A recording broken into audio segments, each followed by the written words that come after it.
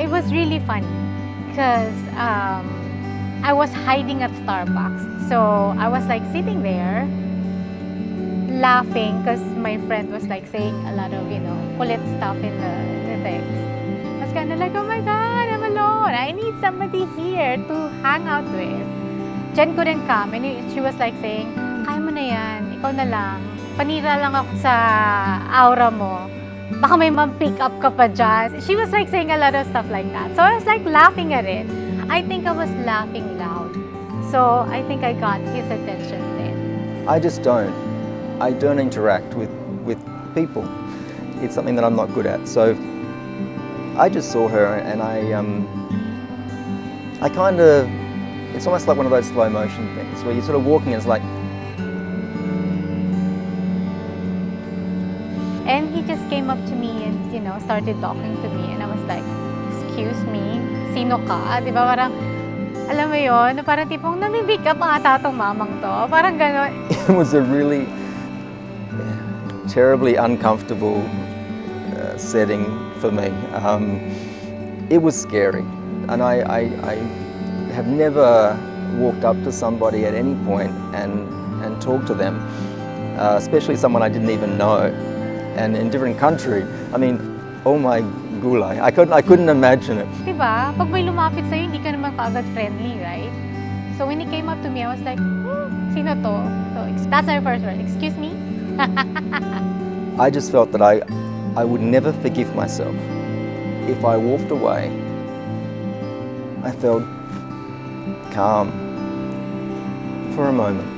So when he came back and asked, he said sorry, what happened earlier, and have you ordered anything? So when he came up, he was in his suit, and he was like so tentative. Parang naawa naman ako, na parang, would you like to sit down? So that's when it happened. So we went here in Shangri-La Makati, and he ordered the moe. And then we finished it in like 2 hours. We were just chatting. Naturally, I know I'm awkward. I know that I'm socially awkward. I know that I'm shy. I know it, and I try and overcome it. And I think that was one night that I will never forget, because it was almost like I had known her forever. So it was, I did tell him about everything. I didn't hide anything. That I had two children from a previous marriage, and I'm broken up with the father. I could make conversation about things I would never make conversation about. I would tell her about what I loved and what I hated. I'd tell her about, she told me about her kids. She was so open, and it was just such a beautiful feeling.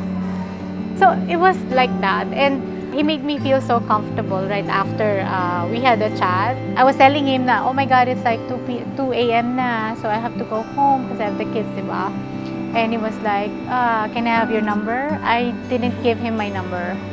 So I said, why don't you just give me your number? I'll text you later. So I gave him my number, and that was kind of the last I'd heard of her for a long time. A week or so. It seemed like a long time. So that was like a kilig moment, diba? And it was like really special for me and unusual at the same time. So I was thinking of like preserving it as something that's not gonna happen again, or like, do you want to continue it? I mean, you don't know where it's gonna lead at that time. So I think I was like savoring the kilig of it all. That's why I didn't text him, because I don't want to ruin my memory of that night. Yeah, she texted me. How do you put emotion in text? I don't know, but it's like, I was so excited. He said that, can I call you? I said, sure, call. So he called, and I can tell that he was happy and giddy from the phone call. And I was like kilig as well, like, oh. It was funny actually. It was, a very unusual proposal. Not the kind that you see in movies. Because he was like, babe, I need my charger. I'm looking for my charger. And I go like, you have your charger downstairs. No, it's in here, in the bedroom.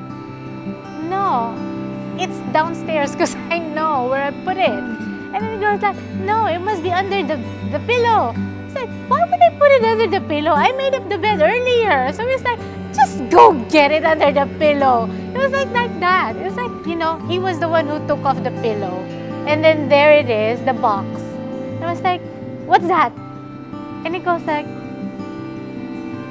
serious face. And I go like, oh my God, this is really it.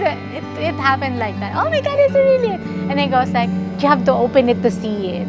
So he gave it to me.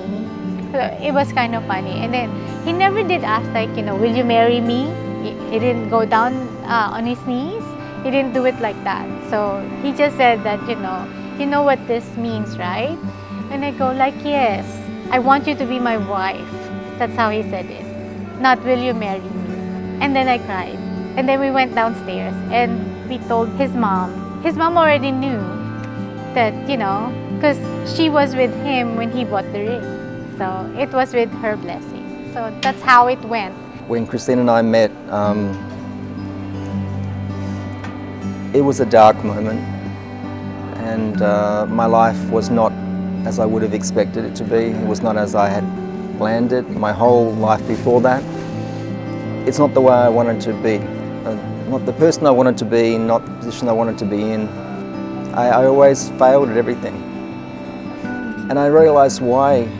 It's because I didn't meet the person that I was supposed to fall in love with. I love you. I love you for all that you are, with all the flaws and imperfections and your glorious ways.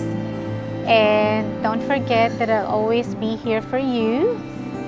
I love you with all of me, with all that I have, with all of my being. And you have me for life and even after.